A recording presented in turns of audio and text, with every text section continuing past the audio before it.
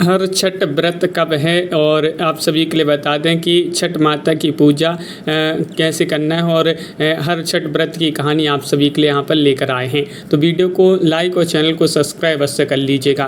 देखिएगा, हर छठ का व्रत भाद्रपद माह की कृष्ण पक्ष की षष्ठी तिथि को मनाया जाता है। पर्व भगवान कृष्ण के बड़े भाई बलराम जी का जन्म उत्सव के तौर पर मनाया जाता है।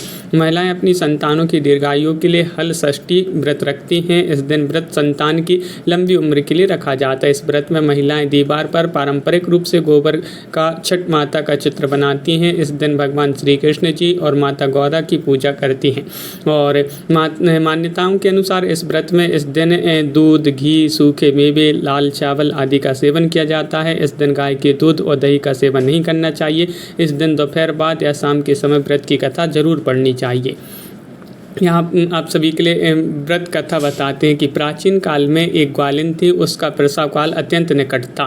ये जो है व्रत कथा देखिएगा, हम लेकर आए हैं आपके लिए कि प्राचीन काल में एक ग्वालिन थी, उसका प्रसव काल अत्यंत निकट था। एक और वह प्रसव से व्याकुल थी तो दूसरी ओर उसके मन में गौरस यानी कि दूध दही बेचने में लगा हुआ था। उसने सोचा यदि प्रसव हो गया तो गौरस यूँ ही पड़ा रह जाएगा। यह सोचकर उसने दूध दही के घड़े सिर पर रखी और बेचने के लिए चल दी।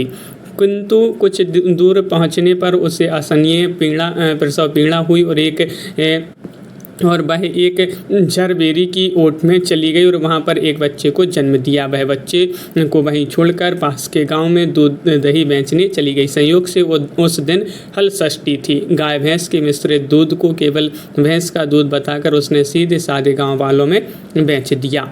उधर जिस झरबेरी के नीचे उसने बच्चे को छोड़ा था उसके समीप ही खेत में एक किसान हल जोत रहा था। अचानक उसके बैल भड़क उठे और हल का फल शरीर में घुसने से वह जो बालक था वह मर गया। इस घटना से किसान बहुत दुखी हुआ, फिर भी उसने हिम्मत और धैर्य से काम लिया। उसने झरबेरी के कांटों से ही बच्चे के चिरे हुए पेट में टाँके लगाए और उसे वहीं छोड़कर चला गया।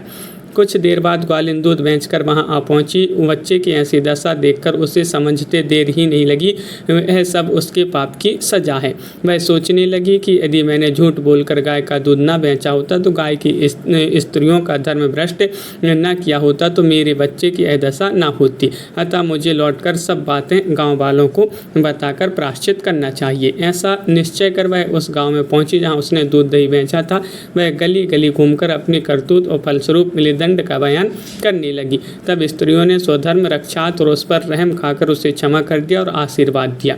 बहुत सी स्त्रियों द्वारा आशीर्वाद लेकर जब वह पुनः झरबेरी के नीचे पहुंची तो यह देखकर आश्चर्यचकित रह गई कि उसका पुत्र जीवित अवस्था में पड़ा है। तभी उसने स्वार्थ के लिए झूठ बोलने को ब्रह्म हत्या के समान समझा और कभी झूठ न बोलने का प्रण कर लिया। ये जो है छठ व्रत की कथा है, ये कथा जरूर सुननी चाहिए। और आप सभी के लिए बता दें कि जो छठ व्रत है, छठ व्रत आपका कब है तो आप सभी के लिए बता दें कि 24 अगस्त शनिवार को हल षष्ठी व्रत रखा जाएगा। हिंदू पंचांग के अनुसार भाद्रपद मास के कृष्ण पक्ष की षष्ठी तिथि को भगवान कृष्ण के बड़े भाई श्री बलराम जी का जन्म हुआ, तो उन्हीं के नाम पर इस व्रत को हल षष्ठी व्रत कहा गया है। तो सभी लोग वीडियो को लाइक और चैनल को सब्सक्राइब अवश्य कर लें। बहुत बहुत धन्यवाद।